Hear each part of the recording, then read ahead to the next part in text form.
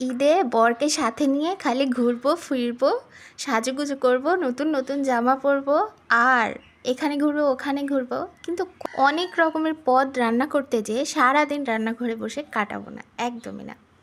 আমার বিয়ে হয়েছে এই 5 বছর হতে গেল, কিন্তু আমি প্রতিবারই আমি রান্নাটা আগে থেকেই অর্ধেকের বেশিটা কমপ্লিট করে রাখি। শুধু ঈদের দিন সকালে পোলাওটা চড়াই, খিচুড়িটা চড়াই, আর যে লাচ্চা সেমাইটা সেটা করি, আর নুডলসটা করি, আর বাকি সব সমস্ত কাজ গত যে 3 দিন থাকে, একদম 27 রোজার রাত থেকে সেদিন আমি কমপ্লিট করে রাখি। সেদিন থেকে টুকটুক করে যেন আমার ঈদের দিন সারাদিন আম্মুদের যেমন দেখছি না, সারাদিন একদম রান্নাঘরে বসেই কাটায়, রান্নাবান্না করতে যে ঈদের দিন, সেদিন যে একটু ঘুরতে যাবে, আশেপাশে ঘুরবে, বাইরে ঘুরবে, সেরকম কোনো পরিস্থিতিই থাকে না, সারাদিন রান্নাঘরে।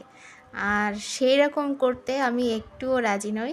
আমি ঈদের দিনটা সম্পূর্ণ নিজের জন্য, আমাদের জন্য, আমাদের 3 জনের জন্য বরাদ্দ রাখি। সেটাই আমি করব এবারও। তো প্রতিবারের মতো এবারও যে ঈদের বাজার সেটা তো করে ফেলছে। তো সেটার জন্য এই যে 4টা মুরগি আনছিল, তো 16 পিস রোস্ট, সেটা সম্পূর্ণটাই আজকে করে ফেলবো। তো সেই জন্য প্রথমে ধুয়ে তারপরে ভেজে নিছি লবণ আর হলুদ মেখে, তারপরে পেঁয়াজও বেরেস্তা করে নিছি। এবার যে 2টা কড়াইতেই যেটুকু তেল বেঁচেছিল সেটুকু নিয়ে নিছি। যদি রোস্ট ভাজার তেল কালো হয়ে যেত আমি সেটা আর নিতাম না, কিন্তু আমার তেলটা ভালো ছিল সেজন্য নিয়েছি।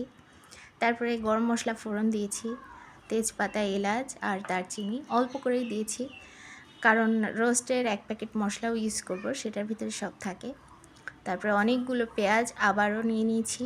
তারপরে একটু ভাজা ভাজা হইলে, বেশি ভাজা ভাজা করব না, একটু হইলে তারপরে পেঁয়াজও বাটা দিয়ে দিছি 1 বাটি মতো। তারপরে রসুন বাটা দিছি, আদা বাটা দিছি, দিয়ে এটাও ভালো মতো ভেজে নিতে হবে।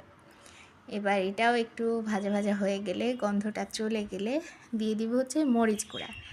রোস্ট কে কেমন খায় আমি জানি না, তবে আমার একটু ঝালঝালি পছন্দ, আমার কর্তারও পছন্দ, আমারও পছন্দ। মিষ্টি মিষ্টিটা ঠিক জমে না, ঝাল জিনিস ঝালই খাইতে হবে। মাংসের কোরমা টোরমা আমাদের ঠিক জমে না।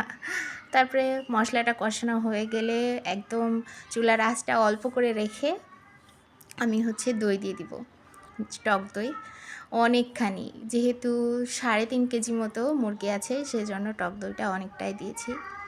তারপরে দিয়ে দিছি যে ভাজা রোস্টগুলো, সেগুলো সমস্তটা দিয়ে দিছি।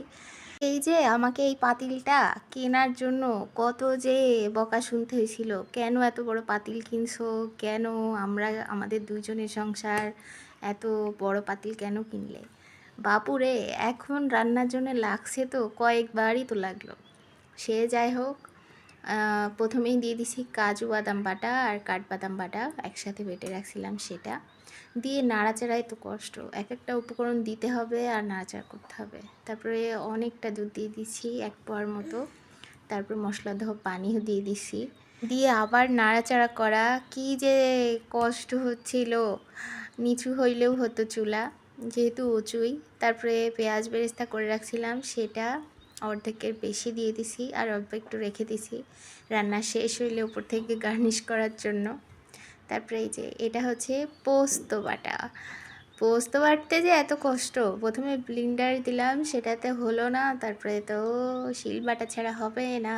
তারপরে দিয়ে দিলাম রোস্টের মশলা 1 প্যাকেট। রোস্টের মশলা আমি ব্যবহার করি না সচরাচর, যে মশলাগুলো দিচ্ছি সেটা দিয়েই আমি রান্না করে ফেলি, অনেক মজা হয়।